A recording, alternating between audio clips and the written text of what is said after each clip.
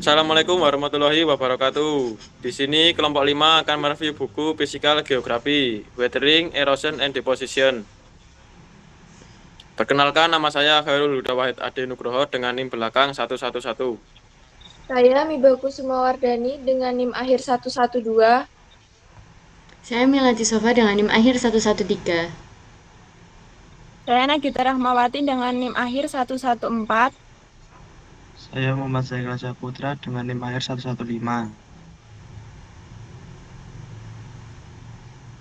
Untuk chapter yang pertama yaitu weathering atau pelapukan, di mana pelapukan itu sendiri adalah proses penghancuran batuan di permukaan bumi akibat pengaruh cuaca, organisme, dan reaksi kimia. Proses ini terbagi menjadi dua, yaitu pelapukan mekanis itu memecah batuan menjadi fragmen kecil, sedangkan pelapukan kimiawi itu mengubah mineral menjadi bentuk yang lebih stabil di permukaan bumi. Faktor yang mempengaruhi weathering itu ada 4, yaitu ada iklim, jenis batuan, vegetasi, dan organisme, dan yang terakhir adalah topografi. Material pelapukan dan erosi, di mana material itu sendiri ada pasir, lempung, kerikil, endapan sungai, sedimen pantai, dan gurun. Sifat material itu dipengaruhi oleh jenis batuan, iklim, serta proses transportasi. Sedangkan material inilah yang menjadi bahan pembentuk batuan, sedimen, dan tanah. Untuk chapter berikutnya adalah 5.2 Weathering and Soil Formation, di mana tanah terbentuk melalui interaksi pelapukan mekanis, kimiawi, bahan organik, dan faktor lingkungan. Faktor-faktor utama yang mempengaruhi pembentukan tanah ini adalah iklim, bahan induk, lereng, dan waktu.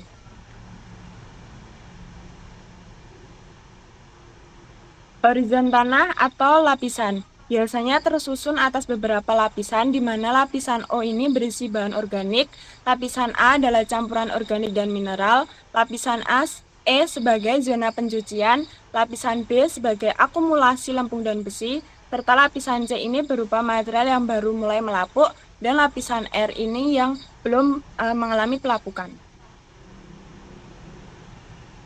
Peran tanah. Tanah ini memiliki peran vital bagi kehidupan. Ia menyimpan air dan unsur hara penting, menjadi sumber humus yang kaya nitrogen, serta tempat hidup bakteri pengikat nitrogen. Namun, tanah sangat rentan erosi, terutama jika vegetasi penutup ini hilang akibat aktivitas manusia seperti penebangan atau pengolahan lahan pertanian.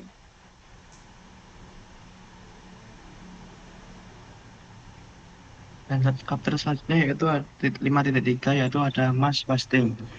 Nah, mass wasting atau gerakan massa adalah pergerakan material padat seperti batuan dan tanah menuruni lereng akibat gaya gravitasi.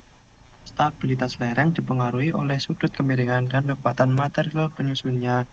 Jika gaya geser yang menarik material ke bawah lebih besar daripada kekuatan geser material, maka longsor akan terjadi. Ada faktor pengendali stabilitas lereng. Untuk kemiringan lereng, maka semakin curam semakin tidak stabil.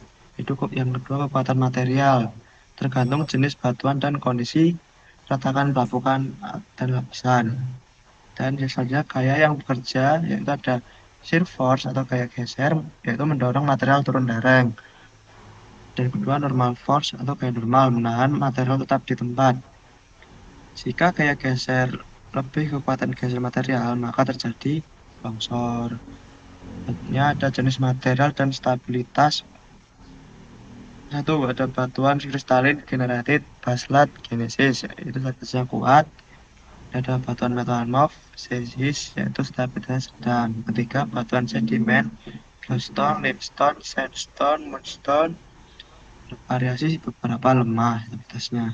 Selanjutnya ada retakan foliasi dan lapisan sejajar lereng, maka memperlemah kestabilan. Selanjutnya kondisi yang meningkatkan massa wasting, yaitu daerah baru terangkat atau uplift, yaitu lereng curam, daerah gelasi, yaitu lembah curam, pelapukan mineral, yaitu melemahkan batuan. Selanjutnya ada dampak dan mitigasi. Yang pertama itu menyebabkan kerusakan infrastruktur dan korban jiwa. Mitigasi, pembuatan kanal aliran material, penahan longsor, sistem monitoring, contoh di Gunung Rainar. Selanjutnya itu ada jenis-jenis mass wasting. Yang pertama itu ada rockfall atau jatuhan batu. Itu pergerakan batuan secara jatuh bebas dari tebing atau lereng curam terjadi sangat cepat karena dipicu gravitasi, umumnya disebabkan oleh pelapukan retakan atau gempa. Yang kedua ada rock avalanche atau longsor batu cepat. Massa batuan dalam jumlah besar bergerak sangat cepat dari lereng. Material berupa pecahan batuan yang meluncur seperti gelombang karena kecepatan tinggi bisa menempuh jarak jauh, biasanya dipicu gempa atau letusan gunung api. Yang ketiga ada mud flow dan debris flow, aliran lumpur dan material. Mud flow yaitu aliran cepat material berbutir halus, tanah lumpur bercampur air. Debris flow yaitu aliran campuran air, tanah, dan bukan batu berukuran besar. Umum terjadi di daerah curam dengan hujan lebat atau setelah letusan gunung api. Yang keempat ada creep soil erosion, yaitu creep adalah pergerakan tanah sangat lambat ke bawah lereng, seringkali tidak terlihat langsung, ditandai pohon atau tiang miring perlahan. Selanjutnya ada soil fusion, yaitu bentuk creep yang terjadi di daerah dingin ketika lapisan tanah beku permafrost mencair di musim panas sehingga lapisan atas perlahan meluncur di atas tanah beku. Berikutnya adalah chapter 5.4 erosion. Erosi adalah proses mekanis, biasanya didorong oleh air, gravitasi, angin, atau es yang menghilangkan sedimen akibat pelapukan. Dan ini adalah contoh pelapukan batuan vulkanik yang mengalami erosi karena air hujan.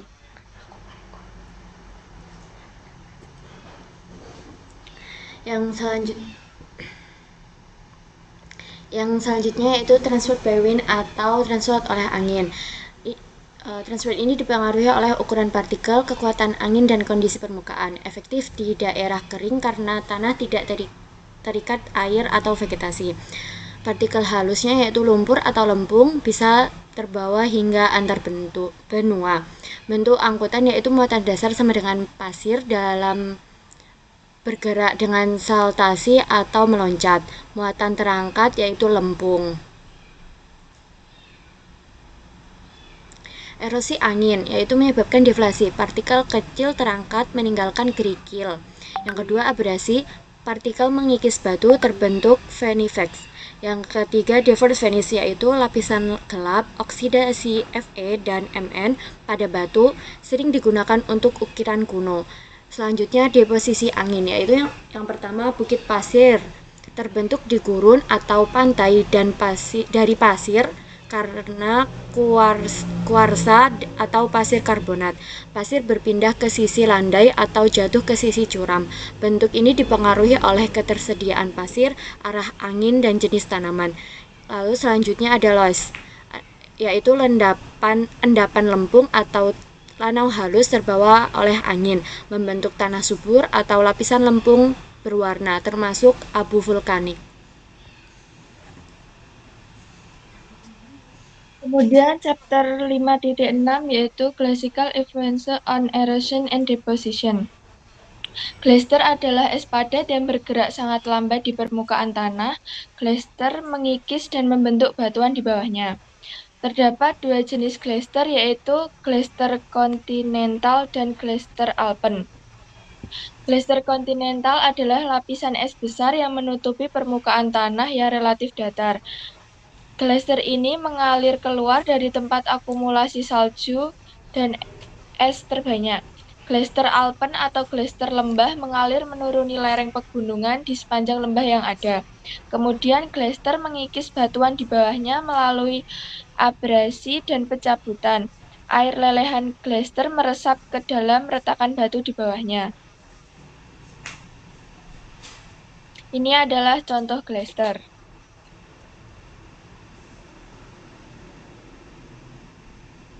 Chapter berikutnya yaitu 5.7 adalah avalanche, di mana gerakan massa salju ini menuruni lereng akibat tidak stabil pada lapisan salju. Fenomena ini mirip dengan moss wasting atau gerakan massa batuan atau tanah. Hanya saja material utamanya adalah salju. Bisa terdiri dari salju saja atau bercampur dengan es, batu, tanah, dan puing. Untuk jenis-jenis avalanche Itu yang pertama ada low snow avalanche, itu makin lama makin melebar saat turun. Yang kedua ada slab avalanche, itu satu lapisan besar salju pecah dan meluncur bersama. Yang ketiga ada ice avalanche, itu runtuhan bongkahan es dari gletser. Faktor pemicunya itu ada lereng curam, lapisan salju tidak stabil, perubahan suhu, serta getaran. Yang berikutnya adalah chapter 5.8 subsidence atau penurunan tanah. Penurunan tanah terjadi ketika sedimen lepas dan jenuh air mulai memadat menyebabkan permukaan tanah runtuh. Terdapat dua jenis penurunan tanah, yaitu penurunan tanah lambat dan penurunan tanah cepat. Penurunan tanah lambat yaitu terjadi ketika air dalam sedimen perlahan-lahan terdorong keluar karena beban di atasnya. Penurunan tanah cepat terjadi ketika air asam mulai melarutkan bahan kapur dan membentuk jaringan gua bawah tanah yang berisi air. Dan ini adalah contoh penurunan tanah ngelepen pasca gempa Jogja 2006. Kondisi ini diperparah dengan kondisi batuan dan tanah yang ada di lokasi tersebut. Batuan dasar di ngelepen terdiri dari perselingan tufa, lapilit, dan fleksi batu apung, formasi semilir yang terkekakan dan tersesarkan. Struktur ini membentuk lembah tertutup yang terisi endapan kolovial hasil rombakan pelapukan batuan dasar tersebut. Kondisi tanah yang berupa kolovial membuat kelurahan Ngelepen lama rentan longsor dan tidak layak lagi ditinggali.